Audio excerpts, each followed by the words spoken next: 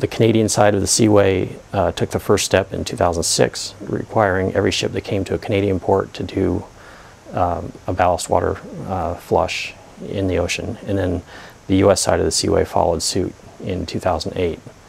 So as of 2008, every ship that comes into the Great Lakes from the ocean is flushing its ballast tanks. They call it swish and spit because you know, the ballast tanks don't have a lot of water in them. They just want to get enough water in there to sort of stir up that mud and then discharge it into the ocean. There's been one study done by scientists at NOAA's Great Lakes Lab, and they estimated that that process of you know, just doing the swish and spit reduces the number of organisms in a ballast tank by about 95%. The door still is not shut. We still haven't turned off the spigot on ocean freighters bringing in species into the Great Lakes. I think the immediate solution is they need to, the U.S. government, some branch of the U.S. government needs to pass ballast water discharge standards and require ships to install treatment systems.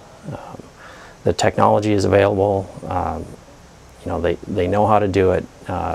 Even though the industry says it's, you know, ridiculously expensive, it can be done and should be done quickly. The Coast Guard just proposed ballast water discharge standards, and those standards, the proposed standards, are on par with the international standards that have been proposed. So that's the first step. You know, and some folks say, you know, we should give the shipping industry some period of time, maybe 5 years, to see if their treatment technologies work. And then if they don't, and they're still bringing in more foreign species, maybe then we need to ask the question, should we continue to allow these ships to come into the Great Lakes?